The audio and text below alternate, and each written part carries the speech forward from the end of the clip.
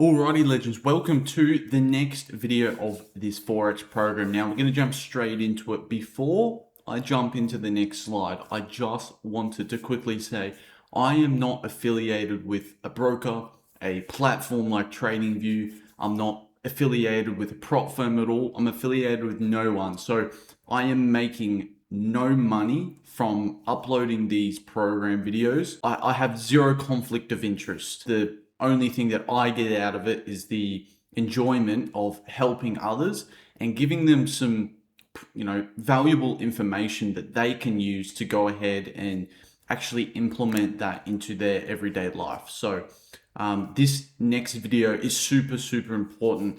You definitely need to go out there and do your own research when finding your own broker. All of these things that we're going to talk about in this video are things that you should be looking for when you go ahead and do that research. So let's get stuck into it. Alrighty, so this is the good side, this is the bad side, obviously. So what makes a good broker is they follow all licensing and regulations. So for Australia, they would have an Australian financial services license. That means that they're legally able to market themselves and operate in a regulated market. So there's a lot of traders out there that actually have, well, there's not too many traders that have AFSL licenses, but there's a guy that he was based in Australia. He moved to Dubai and he created a prop firm. Anyway, just recently, only a couple of months ago in 2025, he made quite a few videos saying that because he has an AFSL license now, that it verifies his results. It verifies everything that he's been doing. And that is blatantly the biggest lie I've ever heard in my life. Having an AFSL license, it's not like a golden ticket. It doesn't verify that you're an amazing trader or your results are real. It's not an audit, right? It doesn't mean that the trader has been audited and all of their results have been third-party verified. That does not, an AFSL license has nothing to do with that.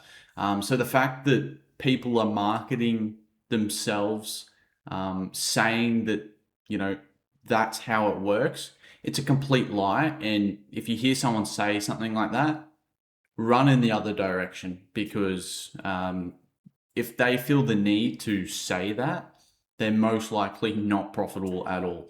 And the funny thing is, this person who did create a prop firm that only just got their AFSL license, they started their prop firm in 2023. So they really should have had their AFSL license years ago. So they've been operating for years illegally in Australia, which is a big no-no as well. So you just need to make sure they have an AFSL license. They're a relatively big broker, ideally. But for any of you Americans, any US citizens, you need to check if that business, that broker, is in the Financial Industry Regulatory Authority. It's a bit of a mouth dribble there. But just go onto this website, as you can see here. I'll put it in the link in the description. Just click on that link and you'll be able to search them up in there. And if it doesn't come up, then big red flag. All right. Next one is really good customer service. I know it's a bit, stock standard, but you should have a broker that treats you well. If you're spending a lot of money with that broker, you need good customer service. If you're calling up or sending emails and you're either not getting calls, or your calls aren't going anywhere, or your emails aren't going anywhere, they're not being answered, it's a hassle to take your money out, all those sorts of things, that's a big no-no. You obviously 24/7 customer service is amazing, faster responses, and just that overall duty of care, showing you, the customer, that the broker cares, and they're dealing with you with some importance. And in some cases, dodgy brokers won't even pick up the phone. Yeah, so exactly what we talked about. And that's a really big no-no. I would not feel comfortable having my money in a brokerage account that's not even picking up my phone calls. It's ridiculous. Ease of deposits and withdrawals. definitely a big one. You want to be able to withdraw your money pretty much whenever you want to. Some brokers, it might be 24-hour period that you have to wait for, or the funds need 5 business days to clear into your account or something like that. Just make sure you look around, because sometimes they have some dodgies in the T's and C's. Make sure you read contracts, policies, all that sort of stuff before you sign up to a broker. Just do your due diligence and research, and really analyze the broker as well. But yeah, you want to be able to withdraw your money whenever you want to, and deposit more money too. And the last one, they don't cold call. So lowers your guard to invest blindly by using high pressure sales tactics such as one in a lifetime opportunities. That's also a big one as well. If your broker is hassling you all the time to sign up and invest a certain amount, it's also pretty dodgy as well. You don't want that in a broker. The broker that I use doesn't do any of those things, which is absolutely amazing, and they're a really good broker to work with. But I will keep that private for now, because again, I'm not affiliated with any business or broker or platform, none of that sort of stuff. Moving on to the bad side now, hidden fees and charges. Again, this is going back to what I was saying before. Check the contracts, check the T's and C's, all those sorts of things. So you just want to make sure they don't have hidden fees and charges. You might sign up to a broker, not know it doesn't have their fees and charges everywhere, or they might have a fees and charges section and you're able to see that, but you start trading with them and then you see additional fees and charges to your account. Definitely flag that, and that would be, for me, a gateway to move somewhere else. Unreliable trading floor platform, that one is a big one. You don't want to make sure that they're outdated, obviously, or they crash, or essentially make it really hard for you to trade accurately, precisely, efficiently.